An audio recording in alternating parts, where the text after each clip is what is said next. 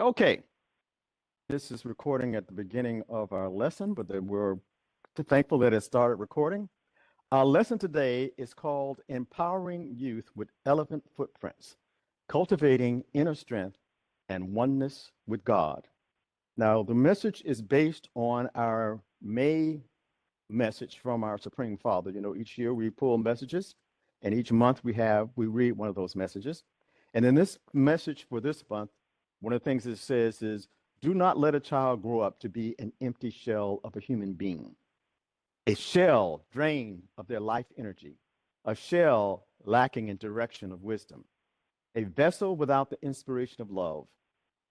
Help a child to fill their emptiness with love and wisdom. So in that message, it's telling us, to me, to be a type of a leader that don't make people feel empty, lonely, and unloved. Because too many times when people are talking about leading someone, they think that, oh, if I'm the leader, that means everyone should bow down to me. If I'm a leader, that means that I can discipline people partially and they should still want to follow me. If I'm the leader, I'm the main, I'm the main thing, and everybody else is just lesser than I am. And that is not the type of leader that I think God wants us to be. And our lesson is going to focus on how a parent reacts to the child, but I believe the same quality of this different type of leader is something for all leaders. The leaders of when you're a leader in a business and you're the boss, or even many times you hear men talk about how they should be what they call the head of the family. Well, that head of the family is talking about a leader. And when they're saying that they wanted men to be heads of the family, it did not say that they wanted men to be dictators. It did not say they wanted men to be tyrants. It did not say that they wanted men to be unloving to those who are following them. I think it is very important for a man to be a leader in his household, a leader of his family, but that leadership does not mean being a tyrant. It does not mean beating on everyone. It does not mean forcing everyone to your will because you're stronger. We're talking about a different type of leader, a different type of strength. And with that type of strength, whether you're talking about in a marriage or if you're talking about working with your children, you're talking about a type of leadership that is blessed by God. And so, like I said, I believe that it's totally true that a man should be a leader. And I think even when you're talking about a husband and wife, I don't know many women that don't want their mate to be a leader, but they don't want them to be a tyrant. They don't want them to have to be beating on everyone or go around this, being rough and nasty to everyone. They want them to be a leader. So where can we get a type of a leader that I think is a better example than we get from the world? Because the mainstream world would try to teach you to be a leader. In fact, it will tell you things like, oh, if you're the leader, you're on a different level. You can't, interact with the people behind you. You don't want to. You're something different and higher than them, and that they should be there to make you look good because you're a leader. And many parents do the same thing. They want their children to do what? Make them look good. But if you're a leader with followers, then you should be making it easier for your followers, not worse for your followers. You should be a leader because they're so happy to follow you because you are using your strength and power to make a pathway for them to follow. That's easier than that pathway where their life would be without you. And like I said, I believe children and I believe wives, I believe employees will do a better job of what they're doing if they believe that the people that are leading them is actually helping them. They're actually doing some leading through those, what I call the thickets of life. And that's why when I was doing this lesson, one of the things I want to look at is an African proverb. And this is an African proverb that is called elephant footprints. That's what I said, empowering youth with elephant footprints. So what is this concept that the Africans have in Adinkra symbols and in our other stories about elephant footprints. Remember, this is a Adinkra symbol. For those who can see the screen, the little purple, I think that's purple part of it, is an example of the Adinkra symbol called elephant footprints. And then behind that, it is just a depiction of an elephant footprint with their 4 toes shown in it. But let me just read to you what the website adinkrasymbols.com and Bing Chat, it's like a combination of those two, says about elephant footprints. And I'm going to try to pronounce this. Remember, this is an African word, so I'm probably going to maybe not be exactly right. But it says the Esono Anantam symbol, also known as elephant footprints, is a powerful Adinkra symbol representing leadership, protection, power, and security. It is inspired by the aphorism, and I'm not going to say it in the Wolof, but it translates to, when you follow the elephant, you do not touch, you are not touched by the dew on bushes. This implies that following a great leader can shield you from difficulties, much like following an elephant through a dew-laden forest keeps you dry. The interpretation of this symbol is derived from the book Cloth of Metaphors by G.F. Kojo author, which explores the rich symbolism in African textiles. So let's think about that. Here is saying that the elephant symbolizes leadership, protection, power, and security. So it's saying that the elephant is powerful, it is strong. Just like I'm saying, when God went in, like someone has their mic on. I'll try to. But when we're talking about this type of leader, we're talking about a leader that can actually, people would want to follow this leader, because this type of leader actually is giving them something to follow. It's giving them the path. It shows them a way. It prepares a way for them. It gives them the strength. That leader is actually providing protection, power, and security.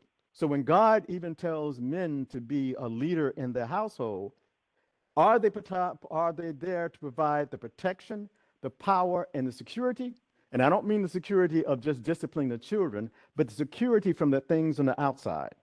Remember, the proverb of the elephant footprint says that when you follow the elephant, what you don't want to be touched by is that as you're walking through the bushes, and what do you mean by the bushes or the thickets around us? Life has problems and thickets that are around us. They have distractions that are around you. And here they're calling that's like the dew. As you walk through life, you're going to get the residue of the things around you. You're going to get that emotional drippings that can come on you from the bushes and the problems from life that are around you just naturally. But they're saying that just like when an elephant walks through these thickets, they have pushed those bushes back. They have moved them out of the way.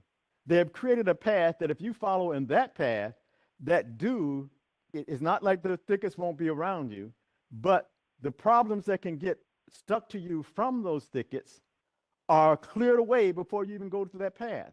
So they're saying that's what they see as a great leader does. A great leader makes it so that those that follow them can follow a path that the problems of life, they are protected from them, that you don't have to worry about them as much. So you can go and be yourself more.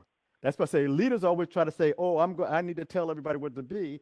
Many times, especially with children, you actually have to help that child to find who they are, and to find who they are by preparing a pathway for them that will open up from the thickets of life around them, open them up from the distractions around them, protect them from the problems they can have in life, and cut a path for them to make it so they can actually thrive as themselves. not thrive, saying that they're just your flunky. That's why when we heard that first line from our Supreme Father, that line from Supreme Father message, he said, we don't want people to be empty shells. We don't want children to think that, oh, I can't, I'm not going to find to try to express this God gifts within me. I'm just going to follow exactly what my parents said to do. And when I say exactly what my parents say, because many times when people are saying one thing and they're living another way. And there was a great author named James Baldwin who had a lot of problems with his father. I mean, him and his mother had a great relationship, but when you look at his life with his father, now Baldwin was gay and his father was a preacher, and his father was really upset with that, so he had a real hard time with his father. But then even that, James Baldwin said that children, now this is his words. I don't like to say nevers, but he talks about never, so I'm gonna say never. He said, children never listen to their parents, but they always imitate them.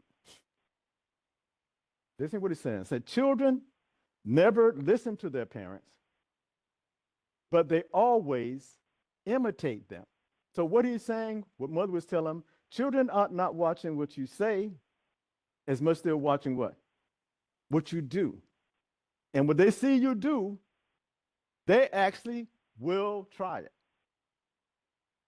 When you tell them, and what it's trying to say is many times when you tell a person something, they are not just going to hear the words you're saying, they're going to look at how you are living your life, how you are living up to those words. And if you're living up to those words, they will imitate those things. So when you tell a child something, you're saying I'm not saying don't tell them, but if your actions don't back up your words, don't be surprised if your children aren't listening to you, because they will actually start imitating some of the things they see you do it. They're going to try those things out in life. So you are preparing, just like it says in here about footprints, you are preparing footprints. Footprints are a result of what? That action of that elephant walking through that thickets. So they're looking at you. And I think when the Bible is telling men to be heads, or they're telling people who are leaders in business about the way they should be, and because remember, most of the times when the Bible is talking to those leaders, I know everyone tries to look at the parts of the passages where it talks about those who are the followers. They'll tell you about what women should do. They'll tell you about what the servants, how they should be towards the masters. But I believe that if you don't read the other person's role, you try to read the role that you are in the Bible. And when it tells what men to do, it tells the men to love your wife and your family. It tells even when we're talking about people who are masters, it tells them to show love. And I think what it's talking about here about those elephant footprints, it's talking about you should be providing a leadership that helps protect those and empower those, give power to those and security to those who are following you. That's what that's to me that elephant footprint type of leader, not that tyrannical dictator of a leader. Don't to me, you should never say, "Oh, the Bible taught me to be this type of leader." If you're trying to be a tyrant or a dictator, the Bible never tells you that. The Bible tells you to show love in that leadership.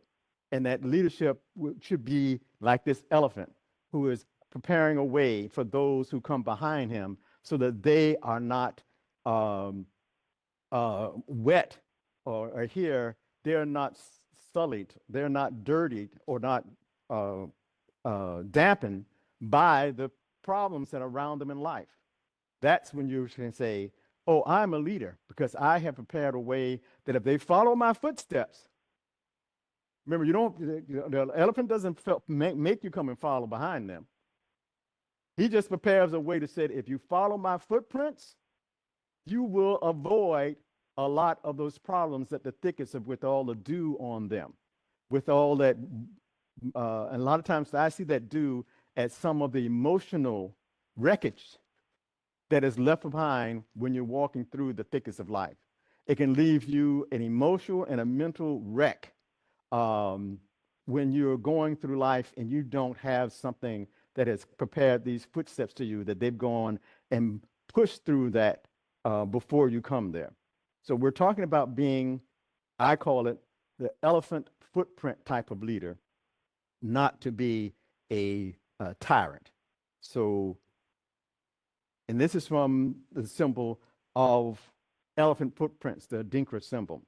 So just want to do a little bit on saying, and this came from Bing Chat, asking it to tell us about what's the role, what is the role of an elephant in African art? What does it mean? And some of the things that it found that show the elephant as a symbol is the first. It says it's a symbol of strength and power. Elephants, being the largest land animal, symbolizes strength, resilience, and the ability to overcome challenges. They embody power, making them a fitting subject for art that depicts themes of leadership and authority.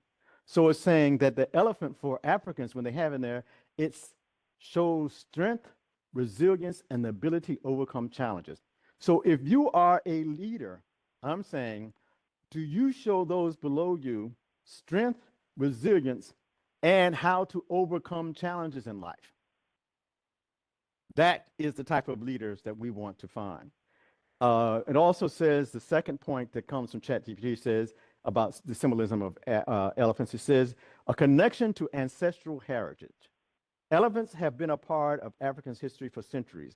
They are seen as emblems of wisdom and longevity, having witnessed the rise and fall of civilization. Artists incorporate elephants into their artwork to pay homage to the past and the enduring wisdom of their ancestors. So that means that another thing, that even there's power behind elephants, is showing that when you are a parent or you're a leader, you're actually showing that person that they are connected to a heritage or to a family that has been doing things to help them produce in their life. That it goes back to there. In other words, it's trying to show them you are not alone in this struggle. That there were those who struggled before you.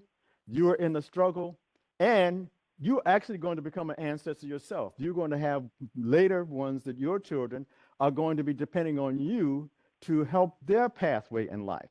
So it's sort of that connection to ancestral heritage. Because for me, when we talk about ancestral heritage, we're not just talking about those who are dead that came before you. We're talking about a linkage between the past, the present, and the future when you talk about ancestors, ancestral heritage. Another point it says about the symbolism of elephants is a reverence for nature. Elephants are considered keystone species in many African ecosystems, playing a crucial role in maintaining the balance of their habitat. Artwork featuring elephants convey the message of environmental harmony and the need to preserve the delicate balance of nature. And I say that because if you're a leader, you're actually supposed to be saying how, not only with the people in that, but how do you make the environment around you better? They're saying that they know that elephants are a part of their ecosystem, that the elephants there help the whole system of the plants and everything, where water is and all of that, that the elephant plays a part in that ecosystem. And when you're a leader, you should be trying to find out, how can I get those who are following me to get the most out of the environment around them by creating harmony and balance with that. Here, another point it gives is the spirituality and symbolism from elephants. In various African cultures, elephants have significant spiritual connotations. They are seen as mediators between the physical and spiritual realm, possessing a deep connection with the ancestors. Thus, they serve as a symbol of guidance, protection, and spiritual wisdom. So all these things about the elephants. If you are a leader, are you making that connection between helping the person not only with their physical problems, but how about their spiritual problems? Are you giving them that hope that joy, that understanding of faith to be able to lead them in there, not just saying, oh, I'm the boss, they just have to do what I say. How are you teaching them to be connected to the ideas of faith and guidance and protection and the spiritual wisdom, connecting them to spiritual wisdom? And the last point they'll give about elephants in folklore, lore, and mythology. African folklore is rich with tales featuring elephants as central characters. These stories often impart moral lessons and cultural values. By painting elephants, artists perpetuate these narratives and keep the cultural heritage alive through visual storytelling. So here again, that leader, are you connecting up to the heritage of your culture? There are things that your culture teaches. And so to be a great leader, you should be trying to instill those cultural things into those who are following you, making sure that they have it. You know, Mother used to have us do so many things where even you having Christmas, Easter, Black History Month, and all those things, you're trying to keep the culture of those alive. So as a leader with your children, are you keeping them connected to these things and showing them the spiritual symbolism behind that? That's a sign of a great and good leader. Not how well you can beat your children, not how you can scare them into doing what you're saying, not how you can instill fear in them, but how do you instill your culture into those children and those who are following you? Those things, I think, make for a great leader that is following these elephant footprints types of leadership principles.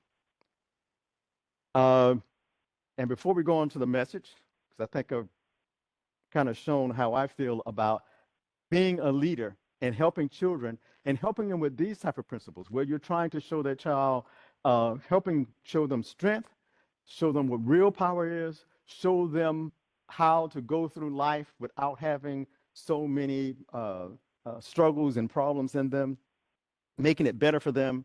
You know, and I mentioned this, I was in a program on Friday night and was speaking on a broadcast that's done by West Side Gazette. And they were asking about, somehow we got on the topic of children following, why you want to teach the children history. And when we're talking about teaching the children history and talking about some of the great things that the people from Dillard High School, some of the things that they passed on, I remembered something I saw on television that was a bit upsetting, because it said that this next generation of children, and this is in America, this is not just Black children, the next generation of children are actually not living in a world that is less productive for them than the generation before them. Now we look around and said, oh no, society is better. But they said when this man was looking at it statistically, and he was showing that in our days when we were growing up, you may think it's not true, but it was actually easier to get into a home and find a place to rent than it is now. Even though you can say the children are making more now, we can compare how much they're making with how much they have to pay to live. The children are actually living in a worse situation now than we did. We had more money available to us. I mentioned to them that when I was growing up, the statistic that it would give you to say that from the income you make, you should try to find housing that is 25% of your income. Because if you're paying more than 25% of your income for your housing, you're never really going to be able to balance your budget well. Well, guess what? Nowadays, kids that are growing up, they're paying more than 25% of their income for housing. So that means that they're actually in a worse condition than we were before. So even though it may seem like there's a lot of things around them, this next generation is, and I'm talking about a generation in America. I'm not talking about Black kids or just white kids.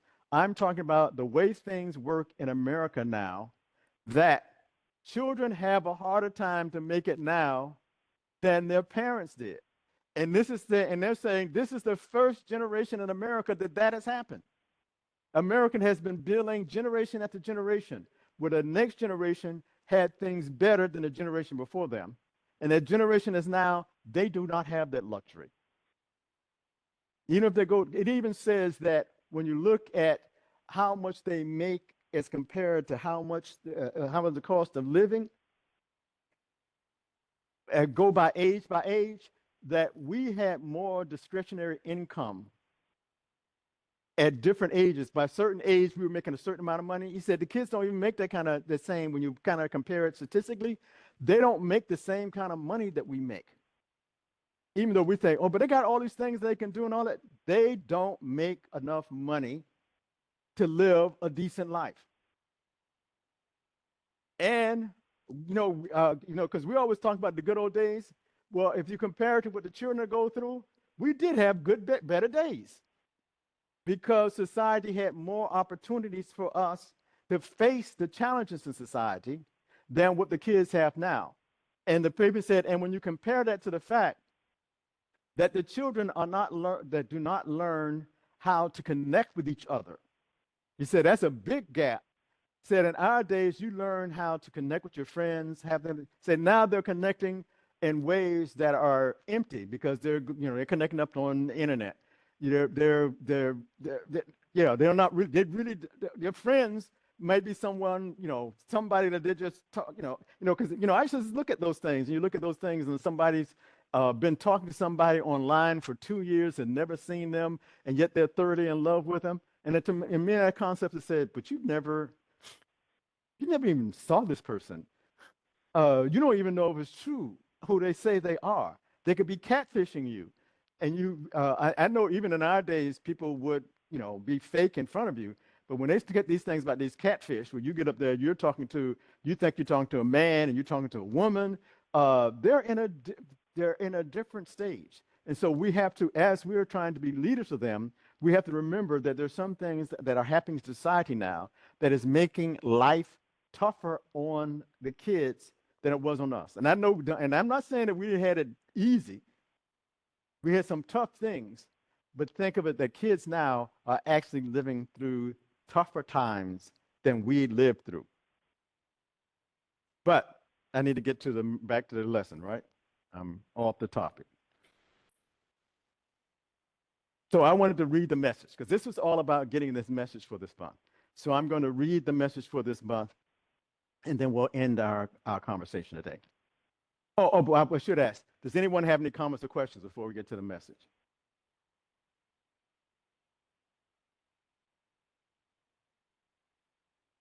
Okay, that gave me time to get a drink. So I'm going to read the message, and then we'll talk about it. Do all you can to aid and provide instructions to youth and children, teaching them the way that they should go. Give children the principles and patterns of the innate in all things and creation. When they increase in age, mature in development, and are advanced in years, they will not depart from the instructions of truth installed in their minds while they were in their youth. Help the youth to remove the shell of selfishness, indifference, stubbornness, and deprivation of truth. Look for the ways and means to initiate the youth to a higher life. They require patience and compassion to foster their growth. They will test you to determine if you are steadfast, sincere, and have the best intentions for them. Don't preach at them. Teach with empowering words and empower them through prayer. Do not let a child grow up to be an empty shell of a human being, a shell drained of their life energy, a shell lacking in direction of wisdom, a vessel without the inspiration of love. Help a child to fill their emptiness with love and wisdom. Help them to realize the inner strength of the divine spirit, the amazing power of their mind, and majesty of love. When he or she has oneness with God, help them to open their minds and hearts to perceive the truth of God and to know themselves as a creation of God. Give them courage and knowledge to face adversity, and press upon their young minds the reality of this affirmation. I accept the divine reality that holy angels are with me all the time to help me and make me happy, to guide me and protect me. Read the 3rd chapter of 1 John, burn St. Michael candles. So that's the message where it's telling us children need our help, but they don't need our help to say that we need to not so much just discipline, but are we showing them the patterns that they need to and principles they need to know in life? Another thing the man said when he was talking about this generation, he said that we're teaching our children how to do algebraic equations and not teaching them how to understand a mortgage. So you can have a child that can sit up there and can break down algebra, but he doesn't understand mortgage payments. They don't understand bank accounts. So are we actually teaching them the right things? If you're going to teach them algebra, show them how to use algebra to get the what? The bank balance. I know the bank balance is different nowadays. I remember in our days, you're supposed to keep the record in your checkbook and then check that against your bank balance, and people would call up the bank. And that's how they used to get in problems in the old days. They would call the bank and ask the bank what was their balance, and they would give you a balance, but they wouldn't tell you which checks had come in or not come in. So you take that balance and you go spend on it, and then this check that you forgot about will come up, and you'd be in trouble, and it bounced. And I hate bounce checks. Bounce checks cost too much because your bank wants to charge you for the bounce check. The person you wrote the check for wants you to pay for the bounce check. A lot of times, if your bank becomes overdrawn, the bank won't even tell you until you put more money in there, and they'll just be bouncing more checks because of it. So bounce checks is something else. But nowadays, it's because it's online. I think children, they each still have to recognize. I know it's quick because I know now you can buy something on a debit card, and before you get to your home, if you look up your online bank account, you can see that charge there. But you can still have written checks, or there's some things you pay that, I hate this because it used to be a time when you would pay things online, it would get charged to your account sooner than it does now. Sometimes they take 2 or 3 days for it to come up on your line, and you might forget about it. And you'll look at even nowadays, you can go online and look at how much you have in your bank account, and it might not be the right number because you may have paid, like if you pay your light bill or your phone bill online, it doesn't come immediately. Sometimes it takes days for that to hit there, and you might have said, "Oh, I forgot about this," and how are you supposed to remember? Because you went online, you did it. It's not like a book that you write it in. It's not anywhere you write it down. So you can pay your water bill, your light bill, and your other bills, and you got to remember that bill is coming.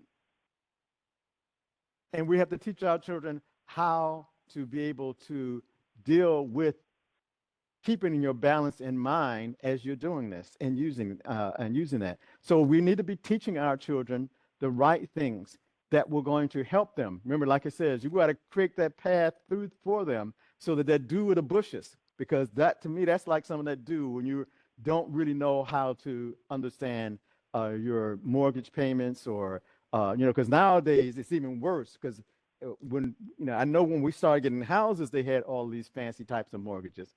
But originally, it was just like you had a fixed mortgage. You know what it was. Now they got all these fancy type of flexible rate mortgages and things like that. And nowadays, the biggest thing you had to come up against was now I forgot what you call it, balloon notes. Balloon notes were like this hardest way to have to pay off something, because what a balloon note did to get you a lower payment, a balloon note just lets you pay interest on the loan.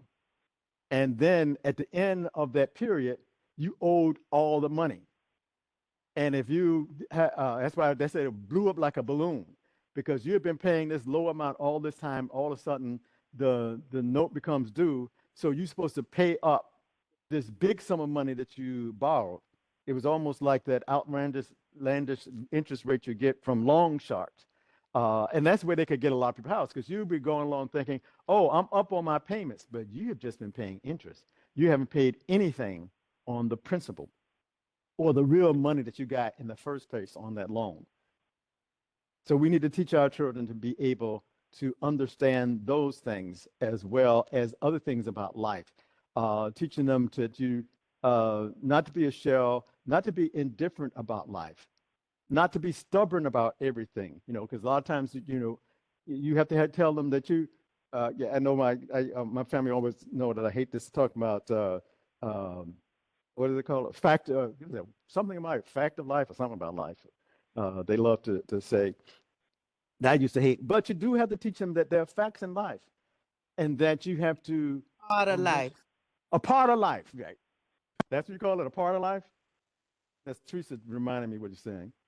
That, and the reason I hate to say a part of life is, to me, you shouldn't just accept it without saying what you can do about it. Just telling me it's a part of life hadn't told me how to do anything about it. Just saying that, oh, that's a part of life. So you just know it's a part of life. You need to understand what part it is of life and how do you do something about it. Well, I always hated this thing, just saying it's a part of life. Understanding to me is more important than just saying, oh, that's a part of life.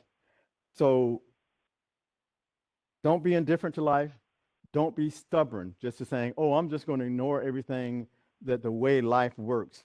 You need to, even if you have, if you have enemies, you need to understand them. And understanding them means sometimes you have to figure out how they're doing things so that you don't get caught up in their traps. So, and we have to pass this knowledge down to our children so they will know that. Even though it says here, it requires patience and compassion to actually foster them to grow. And it also warns us, this doesn't mean you try to preach to them all the time. This doesn't even mean that you have to talk to them all the time, because it says sometimes you have to do. You have to show them, empower them, and empower them through what? Prayer. You got to pray for them sometimes. Pray for them to be able, that it awakens to them, that they get an understanding of it. That silent prayer can help them to get through so many situations. Many times, you just have to go to yourself sometime and pray that a way is made. Pray that things open up to them. Pray for a pathway to them. Because remember, it says you don't want your children to be empty shells. And empty shells, not even knowing that there is a spiritual world out there. There are angels. There are that are in charge of life around you. There's spirit around you that can help you. And when you're in love and wisdom, you actually attract that type of spiritual knowledge to you. You attract those things to you. So we have to make sure our children know about how to open their mind and hearts to perceive the truth of God. Because in your mind and your heart, you can get a better understanding of many things. And I say that because something else that was kind of opened up to me this week that reminded me of something that Mother used to do is, I think they talk about them as a mind map. Mind maps. And mind maps are something they're trying to use to show children about studying. And it's called using a mind map. And what is a mind map? It's basically a tree-like structure. When you're studying something, in our days, they used to teach us about outlining. Outlining is sort of like a low-grade cousin of a mind map. Because what a mind map does is sometimes you might say you put the central idea in the center of the page, and then you start putting the main points around that center point, and then around those points that are around it, you put other points, so the guest keeps branching out.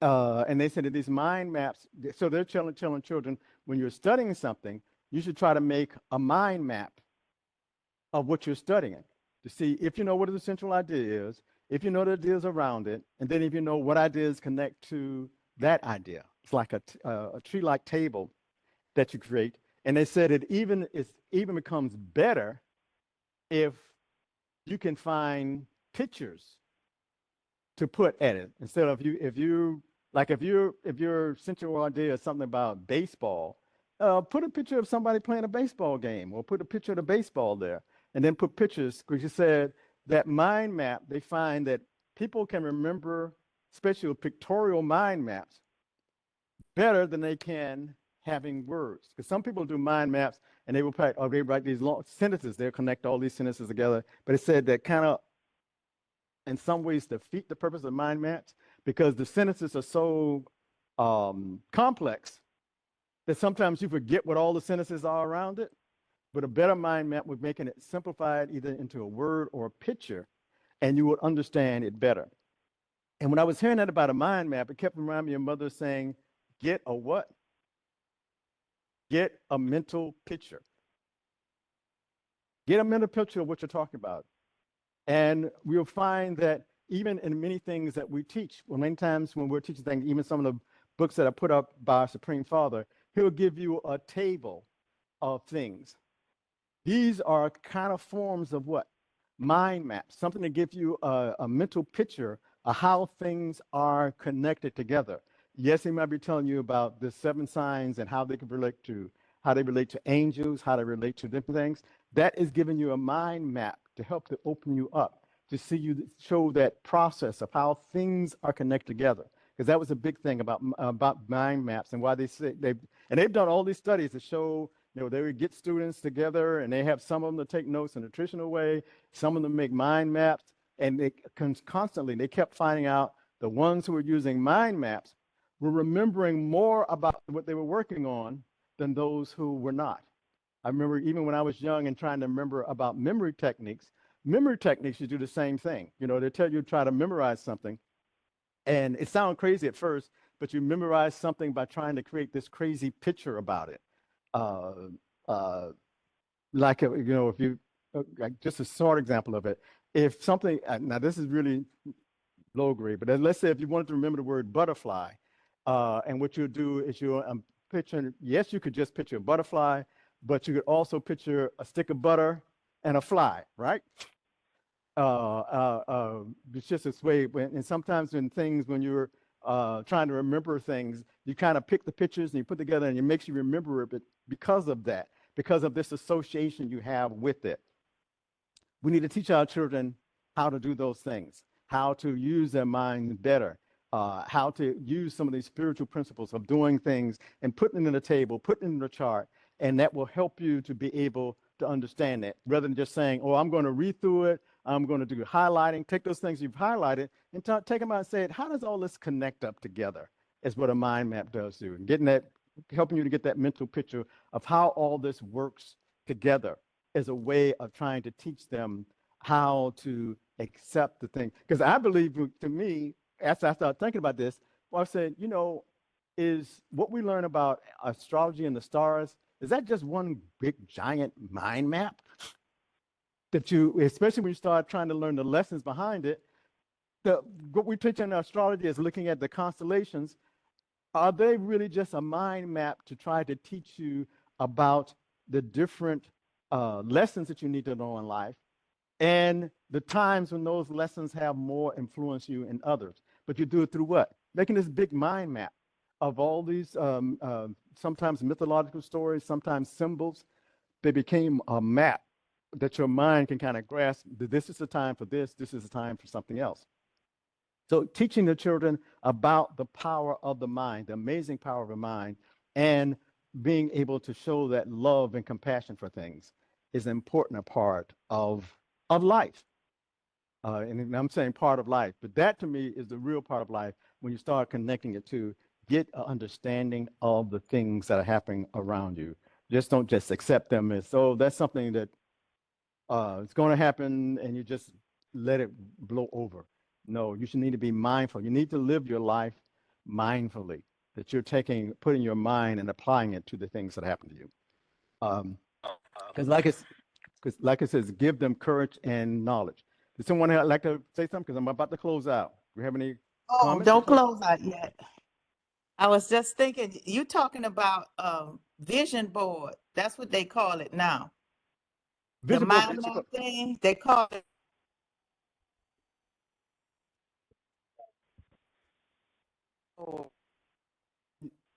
Yeah, a vision board is one type of In mind the map. day, they used to have magazines.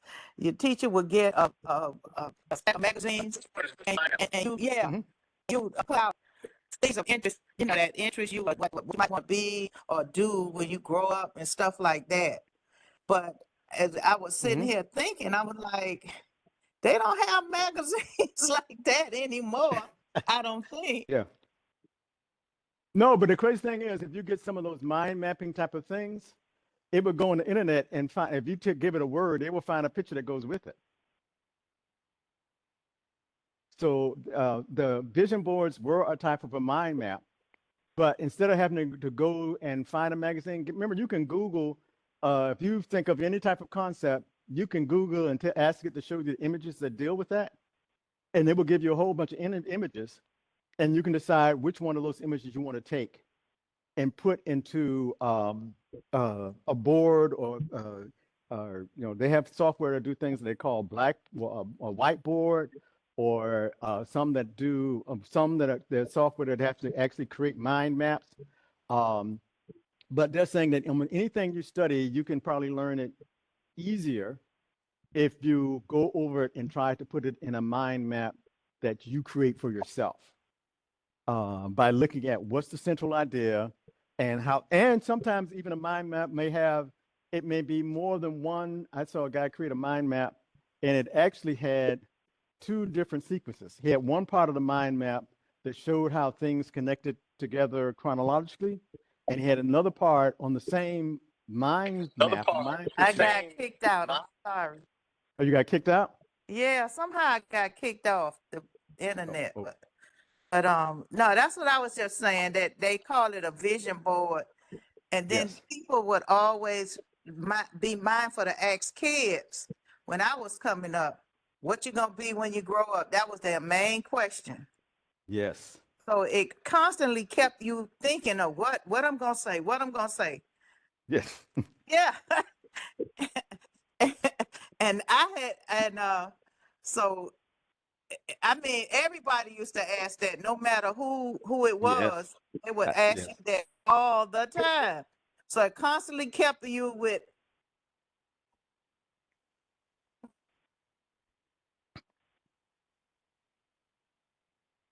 what I'm gonna say. So, and another thing I saw on TV the other day was that they talked about teaching kids about finances, and I was like, oh, that's Yeah. a good thing, because they never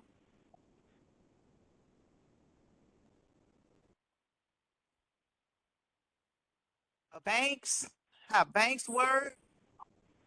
Mm-hmm. How insurance works. You dropped out, Teresa. I think you're trying to talk, but it's not coming through.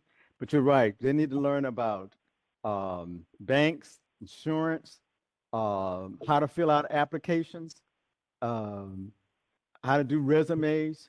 All those things are things that we need to show our children. I remember one time I got from Florida Pound, a lot of agents give it out.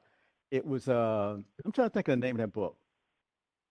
Was it eight? No, it was two of them. One was about 8 parts to make a better me. And it was another one that taught children, and I forgot the name of it, but it taught you things like bank accounts and filling out applications, insurance things, how to do, how to improve your credit. A lot of people don't know what things actually go into your credit report.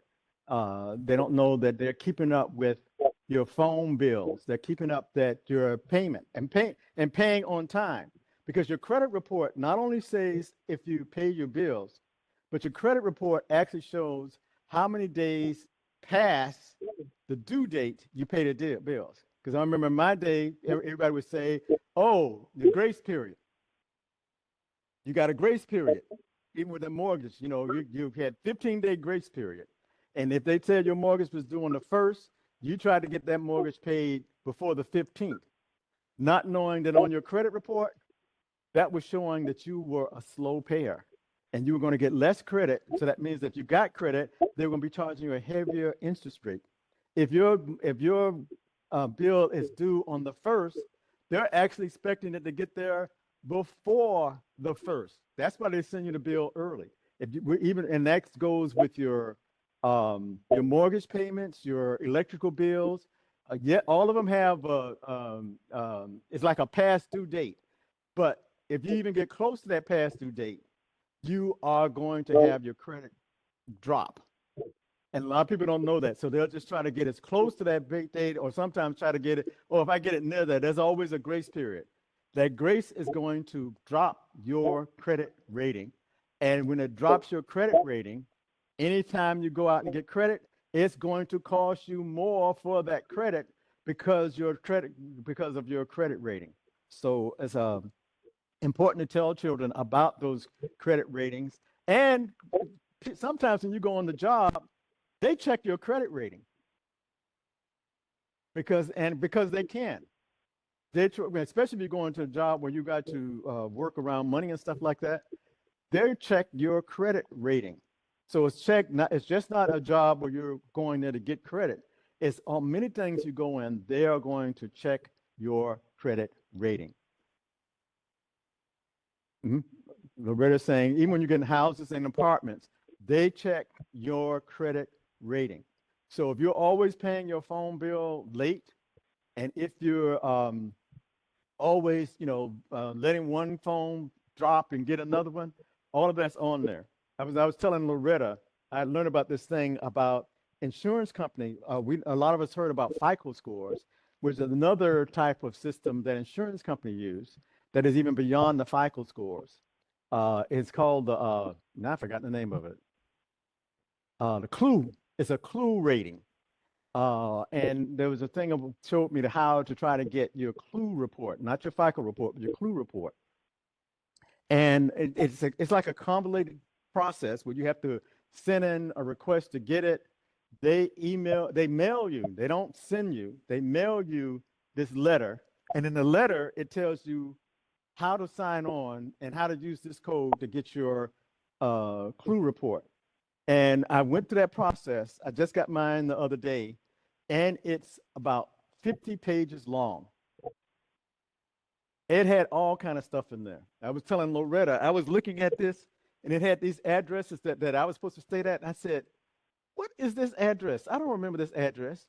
They had an address that started with 3800. And I said, I kind of remember the address, but I don't remember it. And I was trying to think, when did Teresa and I ever live at 3800 something? I said, I couldn't remember, because it had our other addresses. It had when we used to live near North Shore. We used to live in Carroll City. It had all those addresses, and it had this address is 3800. And I said, I don't remember living at 3800. And it was a long time after I was looking at the report, and I thought about it, and I said, you know something? My mama lived at 3800. And so, and like most kids, for a long time, you use your mama address as sort of like your real address, where you be bouncing place to place, and everything has your mama address in there. This credit report still had my mother's, and my mother's gone, and passed away. And yet on that credit report, it still shows that I used to live at her address. It lists a whole bunch of phone numbers that were related to your name. It relates. It had all types of accident reports. Anytime you had a car accident, all of that, or you have an insurance claim, it has all of those things in that report. So when the insurance company is looking at you, they're looking back over your life, on every phone you had, it even had a list of what you call them, email addresses that related to my name. All kind of email addresses. It has all of that on there, so they can look at it when they're making the decision about how much they're going to charge you for your insurance. All those things are in there. So it's important that we let them know how the world is looking at you, and train them on making sure that you have a palatable one. And sometimes look at it and try to find things that were wrong. And so far, I haven't, especially since I got the address straight, I haven't found something that really wasn't mine. There's a whole bunch of list of telephone numbers that I don't remember.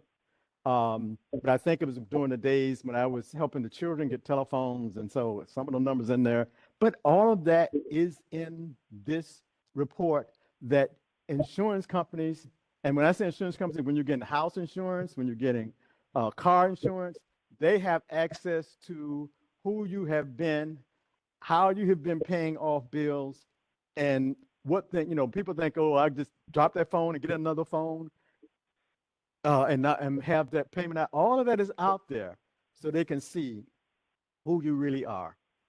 Anyone else have any comments? Yes, good morning. I noticed that it's about helping children, but all of us need that help. Go ahead. I think that's Deacon Jackson. Yes, can y'all hear me? Shalom to everyone. What a wonderful lesson this morning, Father. I tell you, it's food for the spirit and the soul. I was just listening, everything everybody was basically coming on saying is true. And, the main thing we have to teach our kids is to be able to follow direction and ask questions. Because this is stuff that we are still learning as a society. And as you were just speaking, it reminded me, even now, I'm on Medicaid and Medicare. Right now, today, if you go to Walgreens or CVS or Walmart to get your prescription filled, they ask you, well, give me your address. Now, you thinking they asking for the address that you live now. No. Now, here I am, I've been in Oklahoma, Florida, moved around. But in the system, that's what we got to keep in mind. In the system, they still have my old address that I done forgotten about. And after a couple of tries, they said, well, you got to go call something, but they won't even give you your prescription. So, it was a task. As I was 50 years old, I was adopting my granddaughter, Janae. Now it's 17. And I tried to, not only teach her, I try to show her certain things, but I show her too that, hey, I'm allowed to back up, especially when I'm giving you all I can give you if you don't want to receive it in the right way. Because I teach, I said, well, the word says a house that divided cannot stand. So if you're going to be so in tune to want to keep the house divided, I'm going to use the weapon that God has given me, which is prayer. Prayer changes things, not always praying out loud, but like you say, silent prayer. See, because the word tells us we're not here to wrestle against flesh and blood, but principalities, wickedness, and high places. So what we fail to understand, the law, they come in and they say, okay, after your kid get a certain age, there's nothing you can do. Now, mind you, they ain't saying grown. They saying a certain age. You can't force them to go to school. You can't force them to stay with you. But someone, we be so in tune to put our feet down. No, I'm the parent. I had her and blase squaze. But see, it's not always how that should work. No. So we have to learn to be able to ask God to let us accept the things that we cannot change. We show them, we teach them, and we back up. I tell Desna all the time, listen, I'm trying to show you the proper way to do things because I won't always be living with you. Not that I won't be here, but I would not always be living with you. So I'm going to show you my thing is I want to learn how to pay my bills. Yeah, money is good, but learn how to use the money in the right way that you're supposed to use it. Pay your light bill off. Don't sit up and let your light bill be so high. No, your light bill is high because of things you're doing. If you want to sit up all night and kiki and ha-ha and talk on the phone with your friends, and when it's time to go to school, you don't want to go. Listen, let me tell you something. Every decision you make comes with a consequence. Every consequence comes from a decision. Now, it tells me you can sign yourself out of school now. You don't even have to go to school if you don't, because you're 17. But then they turn around and say, well, we might can come and revoke your license or take you to jail because your child is not attending or putting the right amount of time in school. Now, which way is it going to be? But I have to step back and say, okay, this is a battle that I cannot fight. This is a battle that's not mine. So I'm going to pray and I'm asking the Lord to lead and guide me. Not let me lean to my own understanding, but give me wisdom to show me how to deal with this situation in the best of my ability, that it would not come back to put me in a bad situation, you know. And so, like I said, we have to understand, first of all, that we're dealing with different types of babies. I'm from the baby boom. I'm a 60 baby. But things have changed so drastically that parents have to wake up and see that, first of all, our kids is under a great deal of pressure when they go into school, because they're going to school with a lot of kids. Some may care, some may not care. Some may want to learn, some may not want to learn. Then you got the teachers. Some teachers come to school under fear. Some teachers come to school, they distraught and dismayed because they're trying to teach somebody else's kid. And then on top of that, they got to deal with the parents that know their kids is the way they are, but they're so willing and rushing and able to come to school to try to devour somebody else, to try to cuss somebody out, to try to say this and say that, because they don't want them to suspend their kids, because if they suspend the kids, that means now the kids got to be home with the parents, and the parents don't want to do. They don't really feel like they're dealing with enough as it is. So when you got all these things riled up, and you know they done took the weapon of prayer out of school. So my thing is, when I take them to school, I begin to pray in the car.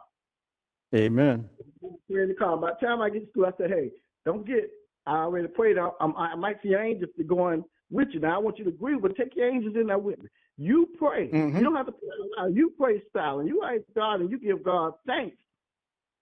You know, and yesterday was such a blessing day for me, because I woke up feeling thankful. I woke up feeling like I just wanted to cook. And God was telling them the benefits that I have given. You don't have to sit around and being dismayed. You don't have to sit around and being distraught. No. You have got up, you have prayed, you have thanked me. Now, bring joy, because I want you to be prosperous. Joy is right there, but you got to be able to open your eyes. You got to be able to feel it in your Holy Spirit and your Holy Ghost. That don't mean things ain't going to come upon you. That don't mean that your day going to be so pleasant that you could just, because things don't happen like this.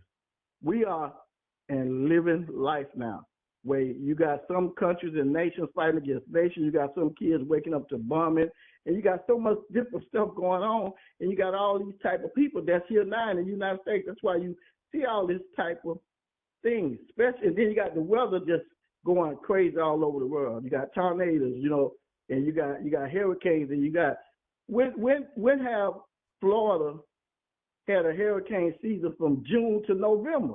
That don't make no sense. See, this is what happens when people start messing with things that they don't have a business doing. You got these sanctions, and they just want things the way they want things. I often tell people, listen, we see Trump, but that don't mean that your mind should always be stayed on him.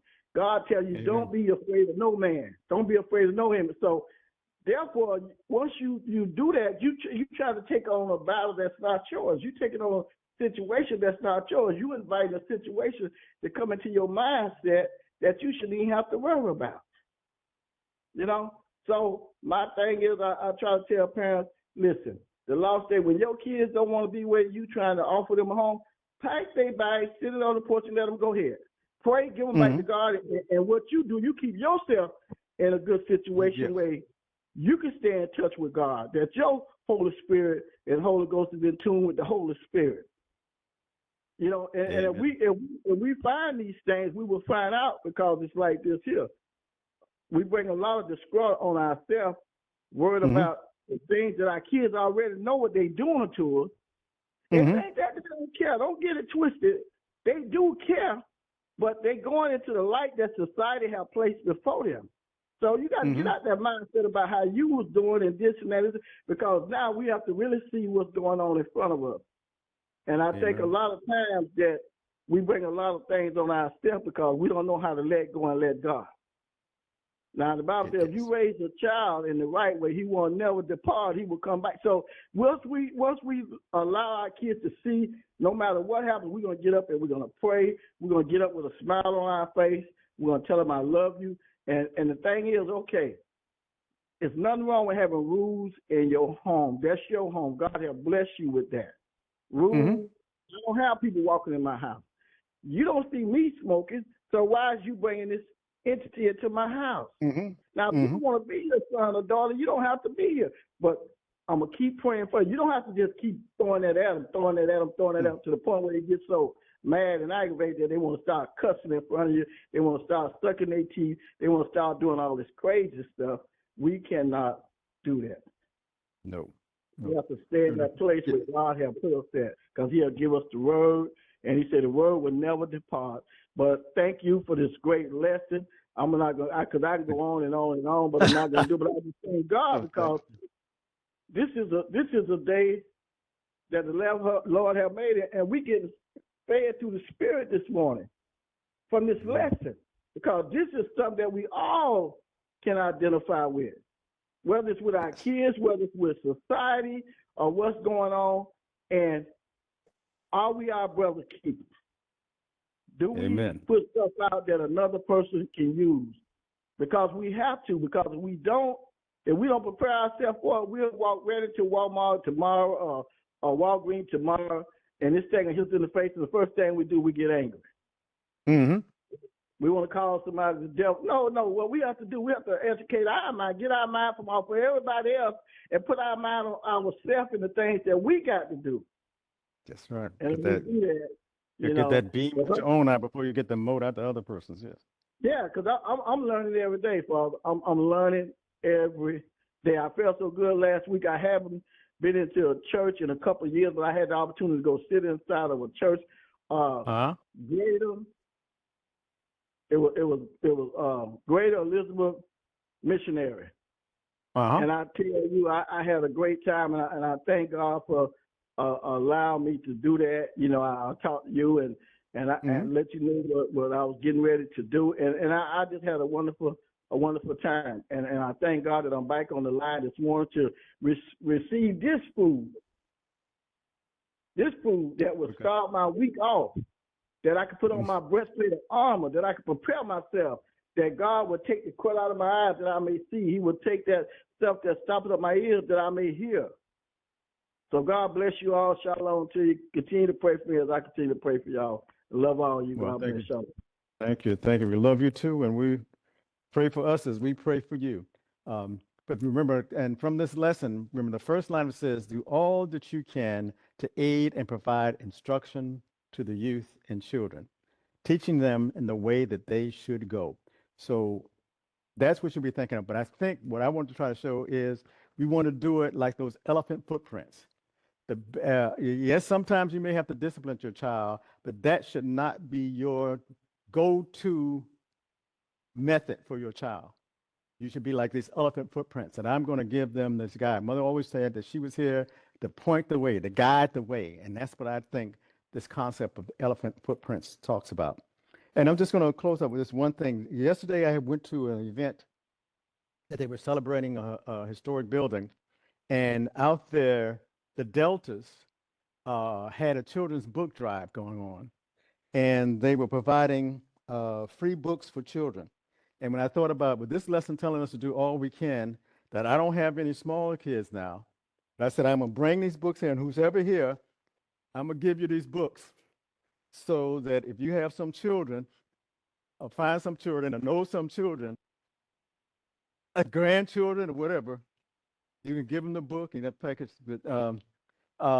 Because it helps them to, sometimes when you get a children book, that might inspire them to be a reader, inspire them to be a learner, even some of them, these were kids' books, or some of them were picture books. And some of them came from, I had forgot about this. There used to be a thing we used to get in school called from Scholastic. What was it? Scholastic something was a site where I used to love to get those Scholastic. It was some type of reader you got. It was like a magazine that you got. There was another book called Highlights. That as a child you can get them and you can learn about things, have pictures, have activities in those books called Scholastic something and Highlights. And I was saying, something? I don't have any kids, but I need to let me know of some kids, and we might have to see how we can get these kids a subscription to something like Scholastic Magazine. That's what it's called, Scholastic Magazine, or highlights. So, because I used to be like, I sit up there and you do the little puzzles and the things like that to try to show the children that there are activities they can do in life that will help to train their brain, train their minds on how to work on things. So, I'm going to be looking for some kids that we might be able to get.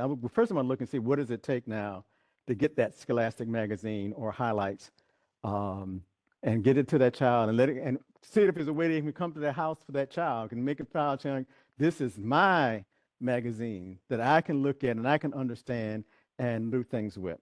So like to thank now anyone else, because we're about to close out. Let me just go over. Wait a minute, we passed that already. Okay, I didn't clean up my announcements because it's already the 28th. For those who don't remember, Sita had a birthday on April the 21st. I'm sorry, April the 24th.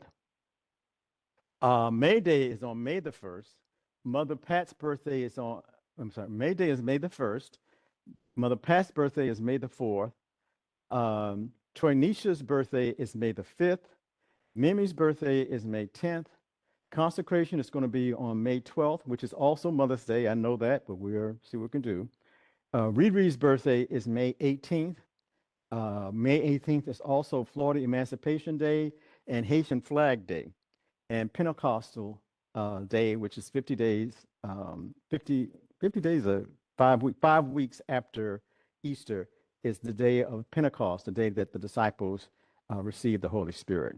So thank you so much for your donations and the various ways that you get donations to us, through Cash App, through Zelle, the telephone number 954-549-4713, or through Zelle. You can send it offerings@spiritualguidancetemple.org on our website.